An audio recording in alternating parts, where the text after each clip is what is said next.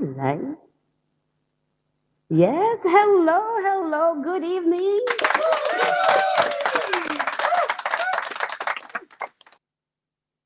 And this is a new face dito sa Finance on the Go.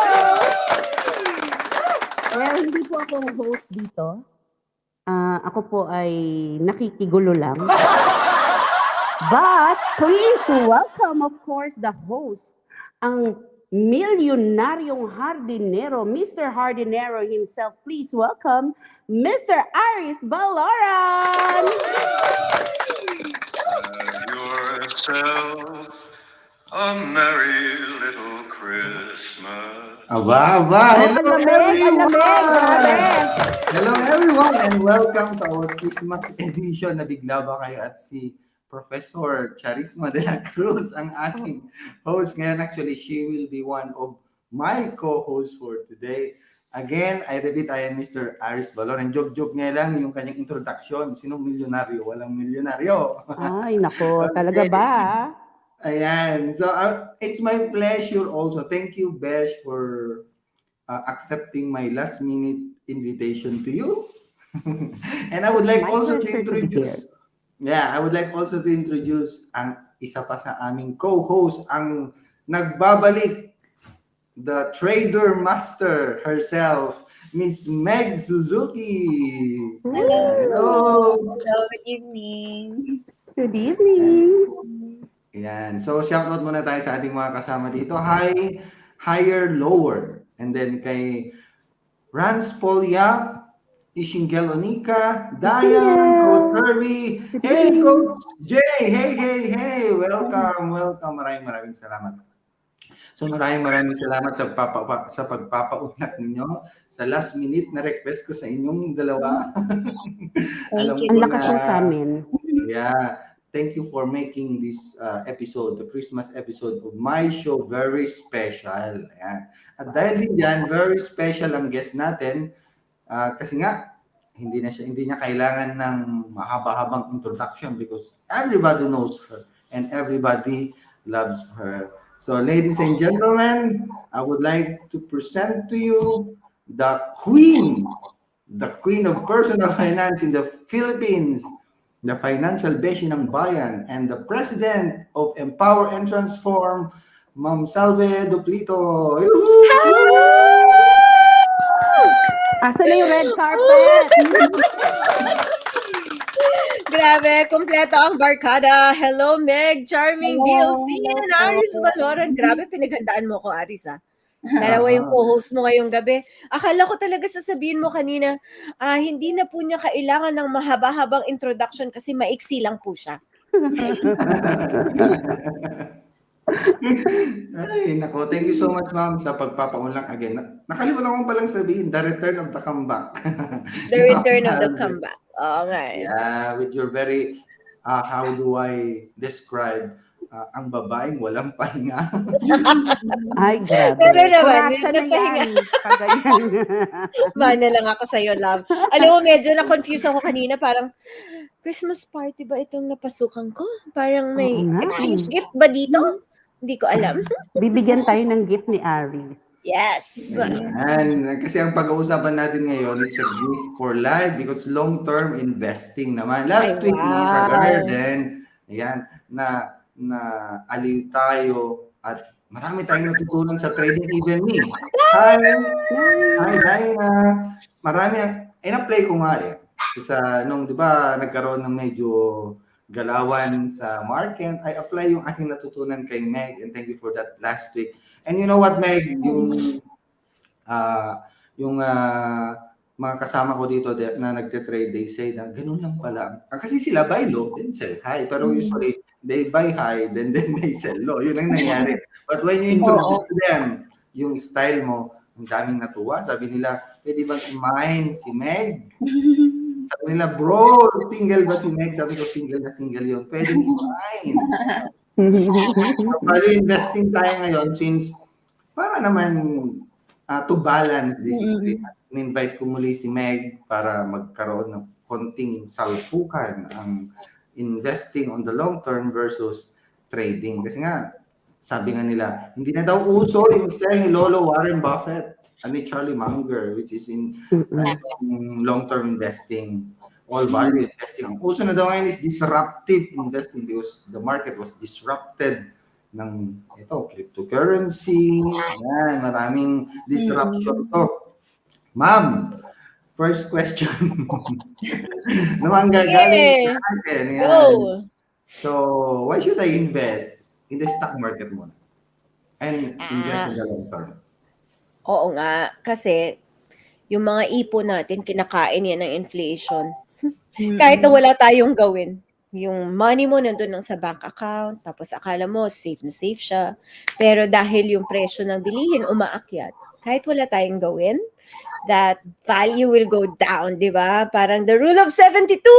Paquiz na tayo sa mga nanonood dyan. Ano ba yung rule of 72? At anong ibig sabihin nito sa ating savings? So kung ang inflation ay 4%, tapos 72 divided by 4, di ba, Aris? O, Professor Char, magkano po yung 72 divided by 4? Hala. Sagot! Sagot, guys! Oh, ilabas ang Answer! calculator. Sagot, guys! Sagot sa baba. Okay, 18. 72. 18. Galing talaga si Mommy Charm. 72 divided by 4, 4% yung inflation rate, di ba? 72 divided by 4, 18 years. In 18 years, yung 1,000,000 ni Aris Baloran, 500,000 na lang. Oh my gosh, iyak na tayo lahat, di ba? So kahit wala kang ginawa, hindi ka gumastos, hindi ka nag-trade, iniwan mo lang siya doon dahil sa inflation. In 18 years, yung 1,000,000 mo, 500,000 na lang. So we need to find a place to park our money na, kapasok lang daw may mat na, sabi ni Emeline. Ang saya talaga ng show na ito.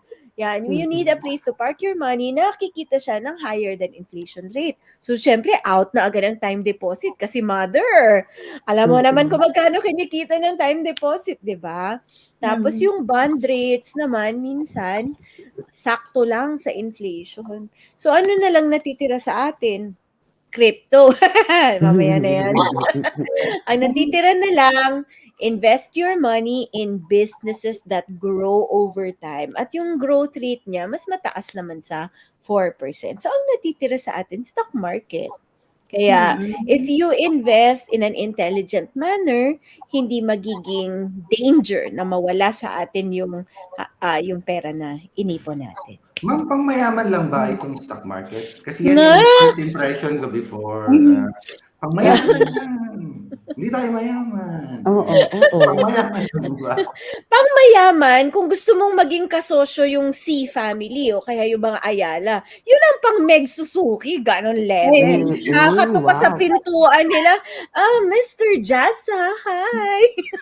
Sino po dito ang gustong kaway-kaway kay Jassa, di ba? Mr. Jassa, I want to be kasosyo of your company. Yun ang pangmayaman, Aris. Pero they particularly created the stock market for people like us who don't have the billions of pesos na pwedeng nakailangan para maging kasosyo nila. So with just one share or 1 or 10 or 20 or 25 to 100 shares in Ayala Corp, parang kasosyo ka na nila. So yung tinatanong mo kung pangmayaman, actually hindi ginawa po yan para dun sa atin. The rest of us, na retail investors. Tuning yun. Ay, grabe si Kuya Jay. Mamaya na natin pag-usapan yan, Jay. Doon na lang daw tayo para sigurado ka sa pera mo na mawawala siya. Ayun. Grabe ang inflation. Imagine 1K na bago tatanggalan pa. Tatanggalan na ng tao. Oo nga. Kasi yung bagong 1,000 peso bill, wala na pong tao. Ayan, tama. Galing talaga ni Emeline. Iba ka talaga. Ang dami mong baon. How about you, Meg? Do you have any question kay ma'am? Oo, meron akong question kay Ma'am Salve. So, yun nga, dahil nga sa COVID na ito, so we consider COVID as, parang it's a black swan event nga. Kasi it's something na we really don't expect na will happen. So, last time, pinag-usapan namin yung about sa trading and how to manage the risk. So, para kay Ma'am Salve, sa long-term investing, paano niyo po minamanage yung risk, especially if you're going to be exposed sa mga ganitong events na, Mhm. yun nga, your investments would be at risk nga po. Galing ng question ni Meg. Maganda na, matalino pa. Di ba, Charm? Pwede Ay, oo kumain. naman. Tingnan mo siya, oh. Sarili niyang show, nagmay ng co-host niya. Papaluin ko to si Aris. Pero alam nyo, sobrang ganda ng question ni Meg. Kasi nga, this is a crisis that happens only every 100 years. So who would have known, right? Wala naman, I mean, no No one was person ready. on the planet. That's true, Charm. Kahit na siguro, meron nga, di bang mga nagpo-feng shui, pero hindi rin nila nakita yun. Yung mga, wala talagang nakakita na mangyayari yon. So, how do you prepare yourself if long-term investor ka, tapos 5 years pa lang, tapos nagka-COVID na? Yun O nga. paano mo i-prepare yung sarili mo? I have several answers to that, Meg, no? The concept that you're actually investing for the long term is in itself a risk management strategy. Kasi kung si Charm, for instance, tinututor ko, kunwari, love, mag-ano na tayo. Ay guys, parang sabihin ko lang sa inyo na ang tawag ko sa kanya ay love at ang tawag niya rin sa akin ay love. Okay, para alam nyo na si Charm yung mean ko when I say love. Baka mag-isip kayo ng kung ano-ano. Okay. So, kunwari, sinasabihan ko si Charm, mag-invest ka, tapos in 1 or 2 days, dapat kumita ka ng ganito. So there will be a lot of risks that she will be taking to try to make money in a very short period of time. But when you're investing for the long term, the short fluctuations don't really matter so much. And that in itself is a risk management tool. No? Hindi tayo masyadong worried about the short-term fluctuations. And in fact, I know for a fact that some of the billionaires that I interview, bumili. Nung bagsak ang market in March 2020, bumili. Dahil sa kanila, hindi ko kailangan yung pera ko in 1 month or 2 months or 5 years or 10 years.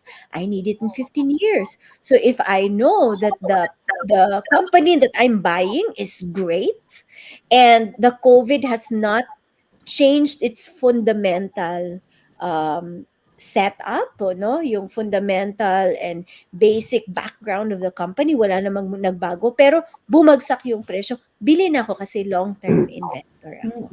So that's one of my answers to your question.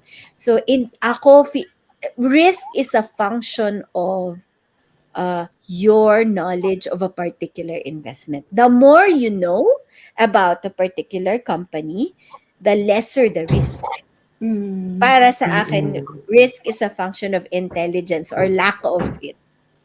Dalawa muna kasi baka umabot ako ng 1 hour na lecture. Wag naman, sana. Baka matulog tayo, guys. Ayun.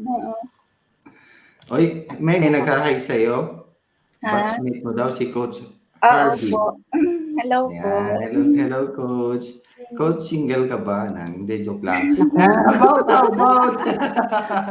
How about Professor Charisma? Yes, ako naman may question ako because like now we are towards the end of this year. So for 2022, what are the industries or sectors that you think we should be investing?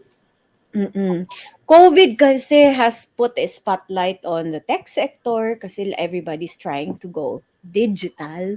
So within this tech sector, meron ka din talagang pipiliin, hahalungkatin mo yan kung alin dyan ang tingin mo kikita or may mga produkto or innovations na mas maganda. Maingat tayo sa tech sector kasi ang hirap i-value niyan. Hindi yan katulad ng McDonald's, Jollibee. Bilangin mo kung ilan ang lupa niya, ilan ang branches, mabibilang mo talaga in the tech sector. Mahirap i-value kasi intangible yung sometimes yung kanilang mga assets. So ang hirap i-value. But there are ways naman to make certain judgments, no? Pero tech sector, pharma, food pa din naman kasi kahit na ano mangyari, kakain yung mga tao. power, lalo na renewables, because the world, because of COVID, mas naging particular tayo about preserving the planet. Imagine nyo, gaano karaming basura ang nagawa ng mundo dahil sa mga PPE, mask, di ba, na Correct. tinatapon araw-araw, sobrang dami. So we're now very careful and mindful of how our planet needs to be preserved. So ESG, power, ano pa ba? Because of the demographics of the Philippines naman. Ito Philippine-based. Dahil ang bansa natin ay lumalaki yung proportion na mas bata pa at magkakaroon ng higher purchasing power, titingnan natin yung mga demographics-based stock opportunities katulad ng mga pabahay, katulad ng manufacturing, katulad ng real estate. So all of these, if you're a long-term investor, you could look into these sectors, love. Para sa alam nyo na guys, memorize ko talaga ang vision board ni Love. Gusto ko talaga yung sabi niya na gusto ko ng building na bahay na merong merong helipad sa Helipad. tuktok. So yun po Oo. ang pinaghahandaan namin. Para malapit lang tayo. Parang lang, Oo. 20 minutes lang nandito kami. Ganon. Yes, tawag ako, Love, anong ulam mo? Ay, masarap, tara, sakay na ako Oo. sa helicopter. Diba? Ganon Papunta ako lang. Ang Malaysia. bilis. Ganun. And that's the power of vision board, connecting it sa vision board. Talagang magkakaroon ka ng direction. Even me, meron kaming sariling vision board, nakapaskil yan sa pagkagising ko ng umaga, makikita na namin mag-asawa and even our children, because hindi lang naman ako o si Mrs. ang gumawa, kasama ko yung aking mga anak nung aming ginawa ito. And connecting it to the stock market, honestly speaking, with the different sectors na sinabi, parang alam ko yung magagandang I have idea. Renewable. Actually, sa renewable, merong dalawa na. Palabas yata yung isa at meron na yung isa. I will not name the stock, pero bahala na kayong mag-research about it, because totoo yung sabi ni ma'am, scuttlebutt, I think, is the perfect word. I love it. That's galing yan kay ma'am. The first time I saw her on a video, Mr. Marvin Germo, he made mention of that scuttlebutt. The word scuttlebutt from the book Common Stocks. Uncommon Correct. Stocks. Yeah. Common stocks for Common uncommon profit. profits. Ayan, yun. So, I started reading it also, and then ang ganda pala na mag-scuttlebutt. Parang Akala ko, Mr. Aris, Detective. parang it caught your attention because of the word that starts with B. Well, so natutunan ko doon that if you do scuttlebutting, you will not just look on one aspect, but tinitignan mo yung napakaraming aspeto, and that makes us, because I considered myself also a long-term investor and a value investor, na because I always look for the value before buying something. Hindi madali. Ang daming i-consider, ang daming, because for me, honestly speaking, first I have 4 na kino-consider. If I may just share, first I consider the government, and then the company itself, and then what is happening outside the company, and then third is valuation. So kung titignan mo yon, maraming nangyayari doon sa government pa lang. For example, ano ba ito? Against ba yung government? Okay ba sa kanyang government? Marami ba siya nakukuha project from the government? Sa company, fundamental analysis, sino yung nandoon, sino yung mga head. Kasi very special yan, dapat importante yan pala. Because, kagaya nangyari, di ba, nung nag-quit si, pangalan nito, yung CEO ng Twitter, di ba, bumagsak. Jack nawala si Dorsey. Meg. Yeah, bumagsak siya. So, very important. Tapos naman outside, anong ginagawa nila? Are they making the company grow? Mga ganyan. And then, valuation. Yan napapasok yung mga numbers, mga horizontal and vertical. Kaya masakit sa ulo, pero pag natutunan ninyo ay maganda. Ayan. So, ma'am, I have a question. Fundamentals versus technical analysis. I am curious. Alam kong palagi kong tinatanong siya. Makulit talaga ako kay Ma'am Ev. Halos everyday. I text her. If I have question, I text her. For, di ba, tayo na ay nasa December. And then basically, we are almost 2 years na for in the pandemic. So are there any changes on the way you invest? Kasi nga sabi nila, na-disrupt na daw. Are you now, I don't know. May nagbago ba? May nagbago ba? Ayan. Wala eh. Ganun Ganun pa pa rin. din. Oo, wala nagbago. Sa totoo lang, si Warren Buffett tsaka si Charlie Munger, 90 plus years old na. So, almost nakita na nila lahat ng risks in the market since the Great Depression, di ba? Yung kanilang mentor, si Benjamin Graham, wrote the book The Intelligent Investor because of the Great Depression. So kung iisipin mo, kung may nagbago sila kasi nakita na nila all the kinds of risks in the market and yet they stuck to the same strategy. Gets? Ako, I've been watching the market 25 years, quarter of a century. Tanda ko na Ay. lang. Hindi halata, okay. Yes! Paki-guess naman po dyan ang aking edad, guys. Ay, May ako iyak alam daw ako ko. pero pinapahulaan. Sigurado Meg, ka. Meg, hulaan mo, Meg. Si Meg ang tatanungin ko. Meg, hulaan mo. 99? Grabe. Sobra sa 99. Si Meg. Nagiging careful si Meg. 35. Ano? 35? 35. Ano? Wow, Age 27. 27? Alam Maraming mo, binigyan joke. ng pamasko Bia? ko, Bia, nakaasar ka ba, Bia? Ayun. Yeah, announce ko na sana yung edad ko pero wag na lang. Wag na. So anyway, ang clue doon, 25 years na ako nakatingin sa merkado. So I've seen so many different crises and for each of these crises, people start saying, and without fail, from the 1997 financial crisis to 2000 to 2008 and all the different crises. 14 talaga, Ishingel. People keep saying value investing is dead. Talaga, pasay na, nagbago na yung mundo, hindi na talaga yan nag-work. Basta when the market is going up, laging nasasabi na old style na sila, Warren. Pero when the market is in crisis, bumabalik pa din sila sa value investing. So as you can see, it's the mood of the market that changes, but the strategy does not really change. Ako feeling ko, during crisis, tsaka nila yun naaalala. Kasi yun yung style ng pag-i-invest na naka-focus muna sa risk rather than return. It's putting your money in something that you know will not cause you to lose money. Yung permanent loss of capital, yun yung iniiwasan. Kasi pagka feeling mo, isugal na natin to.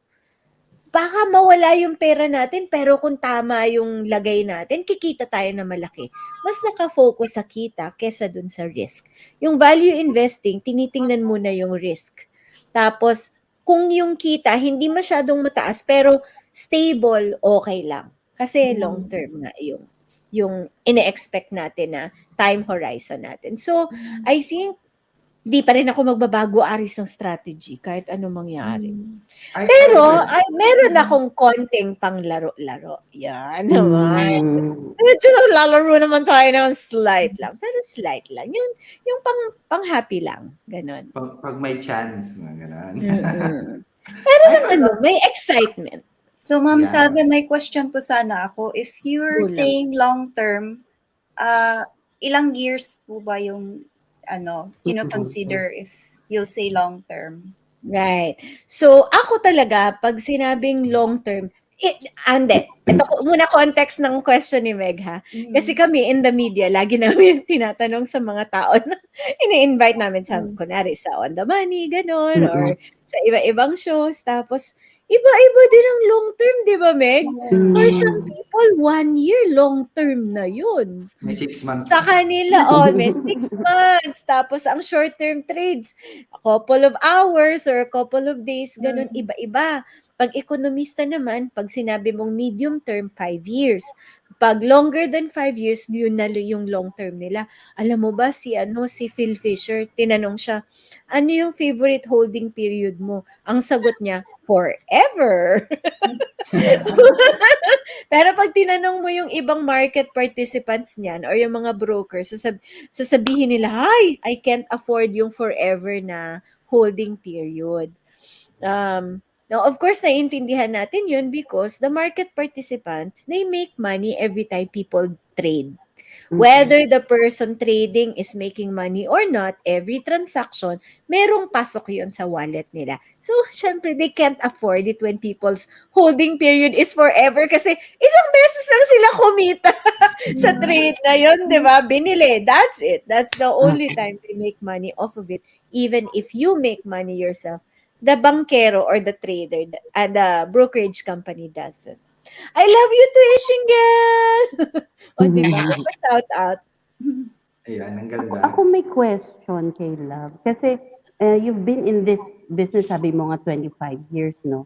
Do you have parang investment mistakes? Ay, oo naman. And then Grabe. how do you cope up with that? Yes, okay. So, pag may investment mistake, kunwari, meron akong, and connected ito sa question ni Meg, no? Mm-mm. Pagka yung binili ko na stock, 3 years na hindi kumikita, binebenta ko na. And then I rebalance and replace it. Kasi feeling ko may mali yung analysis ko, may something fundamentally wrong with the company or something changed along the way na hindi na yun dapat nakita ko kaagad, no? Um, pagka ano yung mga investment mistakes, love, move on ka lang. Parang ano lang, parang sa love lang, nag-move on lang. O gano'n, oo. Mahirap kasi yung magsi-stick ka doon, mali nga yun, 'di ba? Move on ka na lang. Guys, alam niyo na kung anong gusto kong sabihin, kailangan pa bang i-memorize 'yan? Sabagay even si Warren Buffett, I think $12 billion yata, I guess, with the American Airlines nung kasagsagan ng 2020 when they give up their shares doon. It's not million, it's billion, and we are talking Billion. dollars. We're talking dollars. So nag-move on siya kasi sabi niya, I made mistake. Okay, I move on. So dapat din ganun din sa mag-MU, move on. Yeah. Move on tayo, di ba? Now, I have another Actually, question. Yes, yes. connected din 'yan, Aris, dun sa how you manage risk, Kasi value investors know that you won't get things right all the time. So the way you make decisions should allow you to still make money even if you make mistakes. Okay. One example of that is this, the margin of safety. Kunwari, si Meg ay isang stock. Gawin nating stock si Meg. Okay, so si Meg fundamentally sakto, swak talaga galing, maganda, inside and out maganda, marunong magtipid, marunong mag-manage ng kanyang business. So, when you look at Meg as a stock, fundamentally maganda talaga. Tapos ngayon, she's trading in the market, let's say, kasi mahal si Meg So, sabihin na natin, 10,000 pesos per share siya. Premium Meg, di ba? Ganon. Ang valuation mo in 25 years, si Meg will be worth 50,000 shares per piece. Ngayon, she's trading at 10. So, discounted na kasi, di ba? So, ibig sabihin, kung in 25 years, magiging 50,000 siya, ngayon 10,000, magandang buy na. But value investors won't buy at 10. They will try to buy at 5,000. So that if something happens along the way, and there's a mistake, there's a whatever, dahil binili natin siya at 5, we'll still make money kahit hindi abutin yung 50. Yan. So, So yun. Gets ba? Okay ba yung Yes. analogy, di ba? Oh, that's Oo. part of the looking at risk in a healthy manner, but the margin of safety allows you to make money kahit na you don't get things right all the time. Because even Warren Buffett, he always says, mas marami akong mistakes kesa sa, sa wins. I have Mm-mm. more bad calls more than wins. And yet, one of the the number one richest person on the planet in I Mm-mm. don't know 2008 or something like that. I remember that one, yung example mo na yan, ma'am. I, ito na naman, natuto, si ma'am ang nagtuto sa akin, ay nagturo pala, sorry, na maging kuripot sa market. Because before, I don't have any plan. Basta pag nakita mo, uy, bumagsak ng 5%, bibili Go ako, na. hindi ko tinitignan yung Mm-mm. valuation. Pero, tinanong ko si ma'am, ma'am, how do you value o paano ginagawa to evaluate your stock? Sabi niya, may shortcut saka may long cut. Tuturo ko sa yung shortcut, yung mga binibigay ng mga brokers mo, less mo lang siya ng 15 to 20%. So, ginagawa ko na, magbibigay kasi yung mga brokers natin ng mga buys, ng mga sell, may stock picks, parang gano'n. Ang ginagawa ko, tinitignan ko kung ano yung meron na sa akin, gusto ko mong bibili pa, o magdadagdag, titignan ko ngayon yung price. Tapos, titignan ko kung nasa fair value. Kung nasa fair value na siya, hindi pa ako bibili. I-deduct ko man yung 20% or 15%. Pag na-reach niya yun, dun lang ako bibili. Kasi siyempre, yung upside, meron kang upside. At least meron kang upside na 20. Pag hindi pumasok dun sa plan mo, at least meron kang 20%, 15% na upside, di ba? Kaysa naman sa pumasok ka doon sa fair value, paano pag instead of going right, goes left, di wala. At sino ba naman ang hindi nagiging emotional? Just like one of my positions sa crypto ngayon, negative 80%. Congratulations! Guys, congratulate you si Aris. 80% Just to play. down.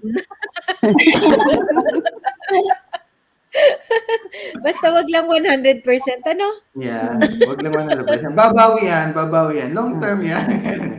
No, just something to try naman kung ano yung mangyayari.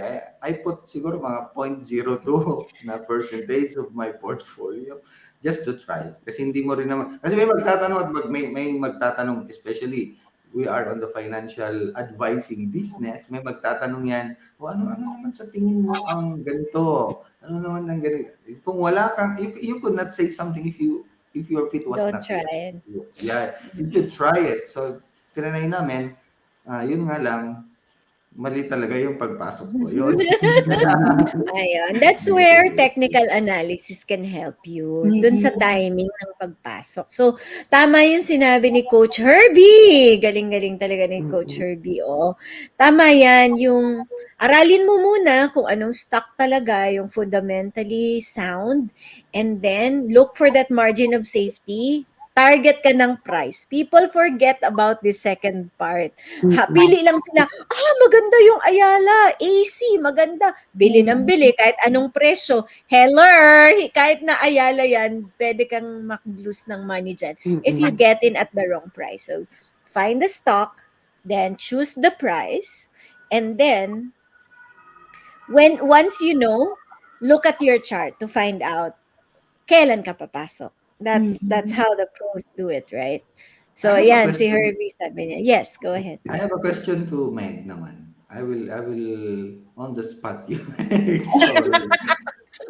Grabe How yun. about being a trader, how do you manage your risk naman? We manage our risk based naman dun sa charts talaga. So, depende sa strategy mo or sa system mo. So, may nakaset ka na risk management. So, iba-iba kasi yan ni. So, hindi ko din masasabi na isa lang kasi depende talaga sa system na bagay sa iyo. So, yun nga. Okay. Natawa ko dito sa comment ni ML. Ano to? Aralin kung kailan mo ipapasok, saan mo ipapasok, paano mo, sorry, ipapasok. Ano ibig mong sabihin? Paki-explain, ML. Send ko sa iyo yung link at explain mo dito yung Well, okay, dapat aralin mo kung saan. I think she's talking about technical analysis, no? Mm. Saan yung timing? Uy, Kasi Jay, mga iba, tawang-tawa ka, Jay, ha? Hey, Kuya Jay, inosente yun. katulad nung experience ko dito, nung bull run, yung talagang as in bull run ng crypto, may nagsabi dito, hindi na bababa ang crypto. Kwan lang, I test him lang naman and I asked, sa tingin mo, where's the next resistance and then possible support pag bumaba? Ang sagot lang niya sa akin, nakita mo naman yung chart doon, no? Pataas yan, hindi na bababa yan. So, Mm. sabi ko na lang, okay, hindi pa siya marunong. So, yun ang problema ng mga nagtitrade, Wala nagtitrade pong, when, wala pong dire-diretsong taas. Lahat po bumababa. yeah. And Yun nga then, po. yung nasa isip nila na, oh, pataas na, bilhin ako, baka mahuli ako, yung FOMO na term, feeling of missing out. Meg, is there any instance na being a trader, naramdaman mo yung FOMO? Oo naman po. Siyempre, we're just human. So, it's really natural na ma-feel mo talaga yung FOMO. So, ang challenge lang dun is how you would control it. So, How about Ma'am Salve, when you are, Sorry, na-distract ako sa may nag-comment dun sa baba. Ano yun? Pakiulit. is there any FOMO, instance na FOMO? FOMO. Na-FOMO ka rin. Oo, na-FOMO ka Oo rin. naman. I think lahat naman, lalo na if investments matter a lot to you and you see a lot of people doing different things, talaga maiinggit ka naman dun sa iba, right? You've seen some cryptos, for instance, get parang report 65,000% increase. Imagine mo yun, diba? So, syempre, kahit pa paano, mahihinggit tayo, guys. oo. Mafo-FOMO tayo doon. Pero at the end of the day, it's what you do about this feeling that really matters. You can't avoid it. What do you do about it? Do you susugal ka ba? Dahil lang sa FOMO or chill-chill ka muna para naman yung trade mo hindi emotional? Mm-mm. Up to you. Friendship charm. Ito, parang bagay sa ito. Fear of moving on. parang bagay nga sa akin. Ay, wala ako nakikitang FOMO sa you, love eh. Ready to move on, guys. Ay, Ibudol na natin nahanap po ng boyfriend. Hoy, silent lang si Meg, pero single yan. Mine. Ay, ang Pamain dami sa pala baba. dito. Ako na lang Anymore- magmamine kay Meg. Ano ba? Okay lang. Ay, Ano? kami na. Guys, kami na. Tinanggap niya na ako. Kami Ang na bilis ni Meg. wala pang isang minuto kayo na. Oo, Ma'am Salve yan eh. Ang Tapos kulit ng stream na to. pautang. Ikaw ah. Any more question, Char? Kung meron ka bang question kay Ma'am. Ayan. How do you study yung mga stocks na dapat nating piliin? For me or for Meg? For me? How For do I you. study? Okay. Since mas ma-fundamental talaga yung isang value investor, I first look at the product. I look at whether this product is a source, is a result of innovation. Kasi ayaw naman natin na, di ba, kung Jollibee, puro chicken na lang, hanggang 25 years lang. Walang nangyaring spaghetti, walang peach mango pie, walang innovation na nangyari, di ba? So, a company only makes money if it can sell a product and resell it to the same person many different times. So, yan ang titingnan natin. Mabenta ba yung produkto niya? Yung tipong, merong yung kalaban niya, meron dito sa street na to, tatawid pa ako ng ilang street para lang hanapin ko yung brand na yun. Gustong-gusto ko yung mga kumpanya na ganyan. Kasi ibig sabihin, hinahanap talaga siya ng mga tao. So, it's superior in terms of product, dapat superior din in terms of the setup of the company. Magaling ba yung structure ng kumpanya, magaling yung salespeople, tapos yung may-ari ba beyond reproach ang kanyang integrity, transparency, because you want the small investor to be treated in the same manner as the major investors, right? So essentially, you're looking for a business that's running well. Kahit na the same lang bumibili ka ng shares dun sa lugawan sa kanto. Sorry, lugawan talaga naisip ko. Ng lugawan sa kanto or a stock that's a very big company. Somehow the similarities are there because you're buying a business, not not just a number on a screen on ANC. Mm-mm. That's how you look at a company to buy in the stock market. Ma'am, may question tayo from Coach Herbie. Sabi niya, Coach Yes. Salve, how do we spot value drop stocks at the start of your analysis? Okay. Consequently, our players. Yeah. So we look at how the company is financially managed as well. So alam natin na whether there are difficult times that will come, kaya niya because hindi masyadong malaki yung utang, right? Mm-mm. So we look at all the financial ratios, yung DuPont analysis na favorite ni Aris Baloran, para alam natin na yung maganda yung valuation niya today, but in 5, 10, 15 years, tuloy-tuloy na maganda yung valuation niya. Kasi pag nagsimula ka, maganda yung valuation niya today, pero next year, 5 years from now, 10 years from now, pumangit na yung performance ng company, we won't make much money. So it has to be really a long-term trajectory in terms of creating value for stock market investors. Dapat yun ang hinahanap. Hindi Yeah. spot lang. Kailangan long term. Ayan, so we are now at the 40-minute mark of our show. At meron kaming surprise. May surprise si Professor Charm sa ating lahat. Wow! Kakanta! Oo, Oh, magpapagame si Mayora. Kaya nga ako nandito kasi magpapagame tayo para kay Love. At kay Meg na rin, and syempre sa ating host na si Mr. Aris Baloran. Ready na ba tayo dyan, guys? Kasi alam naman natin na si Miss Salve ay matatas magsalita. So naghanda tayo ng mga tongue twisters Oh no! para sa kanya ngayong gabi. Ayan. Ano ba yung una nating tongue twister? Ayan, i-share lang natin. Okay, yan. Let's play it.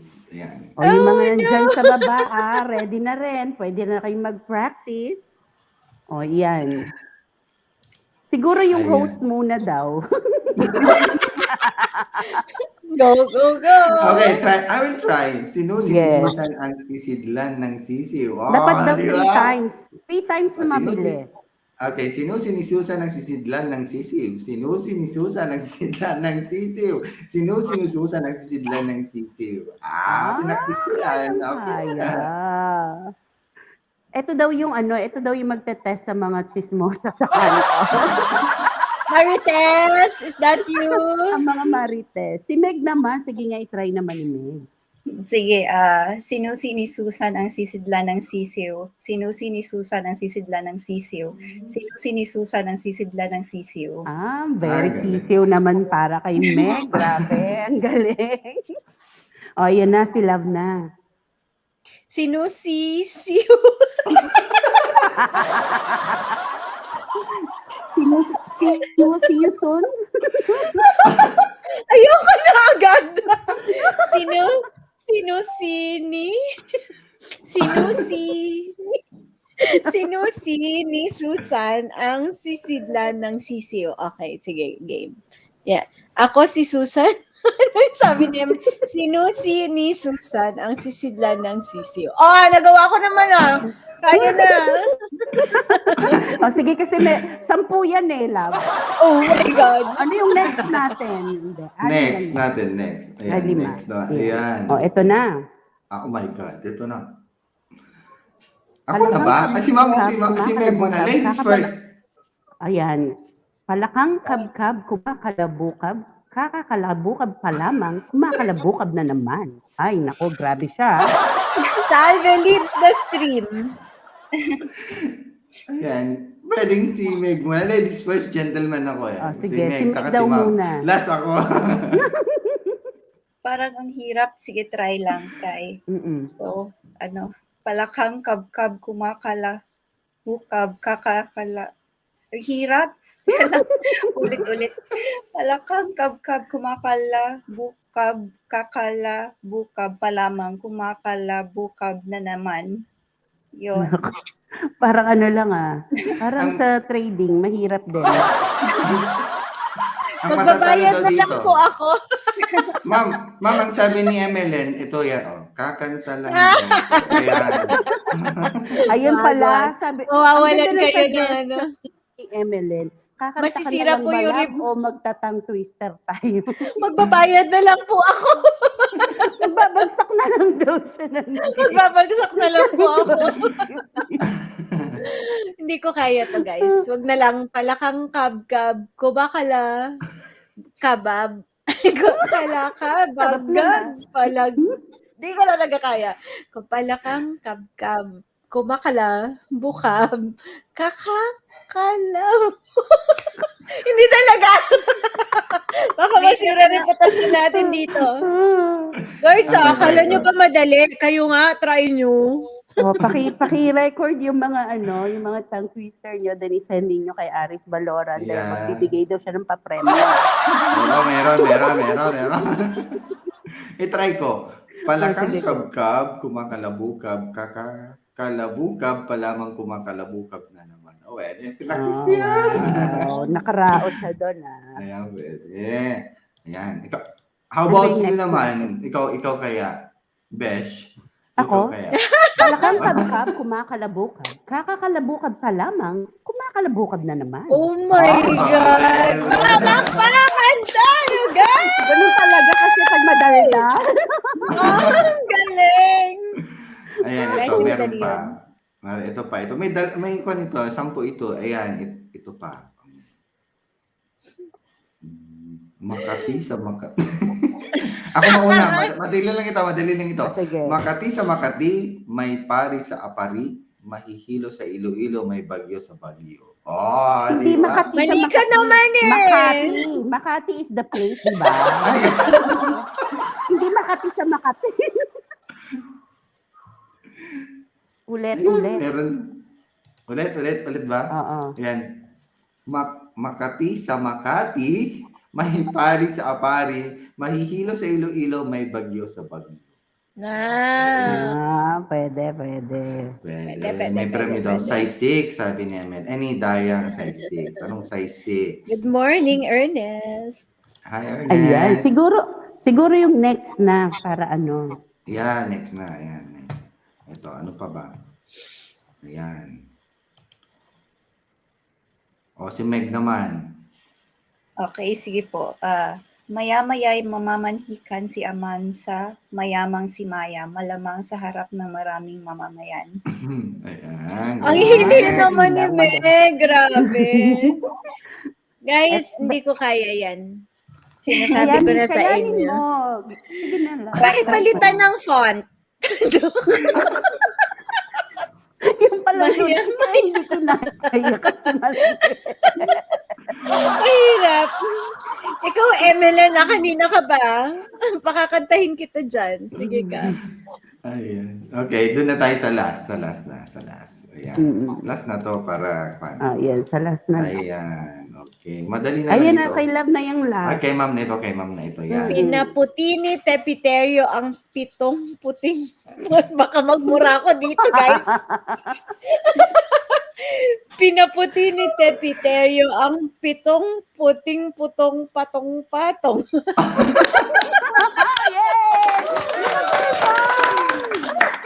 Yay! We survived the game of Mayora. So much. Thank Okay, you, si thank Blue you. naman daw. Si Blue, Ay, si yes. Blue. Okay, Blue. okay. Wait, try. You have to try. You want to Okay, try, the yeah. last one. Sige. Oh, the last one. It's a Wait lang, tongue wait. twister. It's a Yeah, tongue yeah, twister. yeah. Okay, Yeah. you have to read this very fast, okay? That's the game. Ready? Can you hear it? Can you say it? Mic check? Mic check. Kaya? Yes. Yeah. Okay, let's go. Pinaputi ni Tepiterio ang 7 puting putong patong-patong. Ang galing. Eh, Natakot ako bigla. Kasi baka kung ano masabi niya. Pero Ang gusto ko galing, yung accent niya. patong-patong. O, di ba? Tatsang-tatsang. Ontario. Ayan, sana all. Ayan. Hi, Angel. O, di ba? Ang ganda. Para naman ma-relax tayo ng konti. Di ba? Lunes na naman bukas. Mag-open Yes. na naman ang stock market. So, alam Mhm. na this. Ma'am, one last question from me. Is there any effect of the election coming? Can you foresee something? Yeah, on the stock market as a whole, definitely. And on the economy also. Always naman, pag mag-e-election, we're seeing a lot of money moving around in the system. So, kahit na nga yung mga MSMEs na maliliit lang ang negosyo, kikita yan. Lalo na yung malalaking kumpanya, di ba? So, you can expect like a possible rise in valuation because of the yung faster, anong tawag doon? Faster movement of money. I'm looking out for a particular term but hindi ko talaga makuha. Senior moment, guys. The next question dyan nakadikit is magre-react ba yung market base sa kalalabasan ng eleksyon kung sino ang mananalo. Sa nakita ko mga different election periods in the history of the stock market magmula nung nagsimula ako mag-observe ng market, ang reaction mostly ay hindi base sa kung sino ang mananalo, kundi kung peaceful ba yung election. So long as the election is peaceful, walang pandaraya na nasasabing nangyari, walang mga namamatay, di ba dati merong mga ganon, yung mga watchers, may mga ganyan, yun yung nagiging reason for the market to drop. Pero kung wala naman, usually okay lang yan. Right after election, may honeymoon period. So maganda yung ekonomiya, maganda ang market right after the election, and then slowly it will go back to its volatile ways. Oh, how about Meg? One last question for Ma'am. So, curious lang po ako, Ma'am Salve. So, kayo din po ba nagtitrade? Din po ba kayo? Konti lang. Hindi ko kasi, alam mo yung gusto ko sana, Meg, na merong mas malaking portion ng portfolio ko na yung nilalaro-laro para naman mas exciting ang life, di ba? Kaya lang, yung oras ko masyadong nakatutok sa paggawa ng value in my business. So, I don't have time really na nakatutok ako for short-term trades, and my personality, I think, is not suited for short-term trading kasi I'm an emotional and passionate person. So, alam mo, if only I have the discipline, maybe I'll make money also in short-term trading, but hindi talaga siya bagay sa akin. So, pinaubaya ako na sa mga magagandang dilag na katulad ni Meg and Marvin, who does technical analysis and short-term trading also. Because this one, ganun lang ang tip. Look for a trading style, look for an investment style that's suited to your mental capacity, to your temperament, and to your capital. Kasi you may make high twice. MLN? Talaga ba? Ganon. So, yung suited lang sa'yo. Yan, Hindi sa different akin folks. bagay. Different folks, different strokes. Yeah. Ayun, mahirap daw mag-trade kung hindi mo pag-aaralan. Need mong pag-aaralan ang trading or else malulugi ka. How about friendship charm? Do you still have one question from Ma'am? No, I don't have any more questions, but I'm just going to say thank you for allowing me to be here tonight. And of course, ang aking love, marami na ako natutunan kay Love, alam mo naman yan. And continue to inspire people, lalo na dito sa platform na to. And thank you, yun lang. Thank you so much. Thank you so much also Diba? for the last minute. Last minute ito. Sabi ko sa kanya nun, pwede ba sa ganitong date ka kasama mo si ganito? Sabi ko. And then naisip ko, mas maganda kung magpa-game tayo. Kaya last minute, Friday, ano? When I message you. And then salamat at pinaundahan ng aking invitation, making this first ever Christmas episode of my show very colorful. Kumuputi-puti-putita. Happy holidays to all. Ayan. Oo nga. Palapit Lakas ng mo kay palapit. Meg tsaka kay Charm. Grabe. di ba? Ayan. Si So, Meg, salamat una ko po. yan na-discover kay Marvin eh. Di ba Oo. doon ka tumatambay kay Marvin madalas? Doon ako So, nagsimula din po eh. Ayan. Maraming salamat din kay Meg at sana may Thank magmamay you na din Thank sa'yo you, po. mamaya. Meg. Nice to meet You could you. message Meg at open for new Wait lang, relationship. may comment. Uy, grabe! Ay, pugaw ka ba? Grabe si Ernest, oh, nagiging lalaki daw siya dahil kay Meg.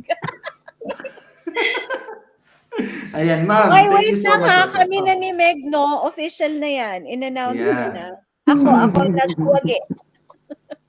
Ay, by the way pala, friendship, saan ka nila pwedeng i-reach kung mga shows mo sa Kumu? Paki-plug na dito at manonood ang mga nanonood. Ayan, of course, I will be sa Kumu every Friday sa Scene Zone with Miss Salvador Pilito, Perang Yolo. And I do stream Saturdays and Sundays. Ayan. And sometimes pag weekdays, pag meron tayong time. Ayan.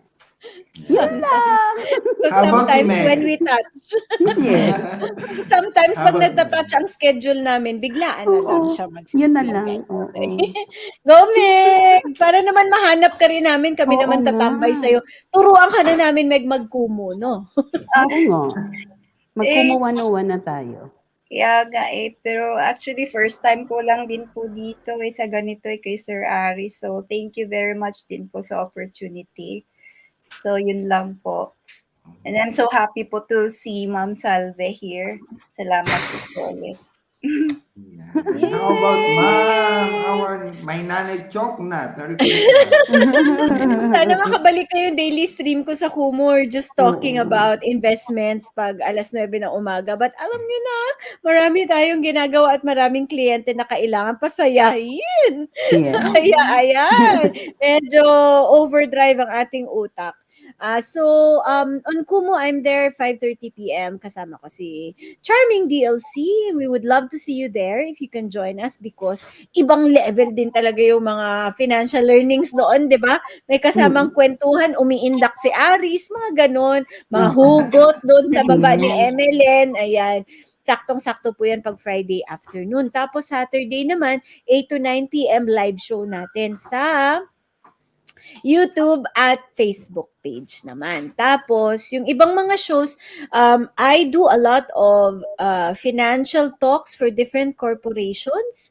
I do a lot of shows for different government agencies. Tayo po ay isang SEC Investor Champion. At munti ko na makalimutan, Kev! Nandito pa si Kev! Oh my gosh! Umabot ka, Kev! Hello! Namiss ka na namin! Thanks, bro. Ano ka? Keb. Namiss ko na tong batang to. Wala nang napakatagal. Tapos nakalimutan ko, diskarte show po on teleradyo.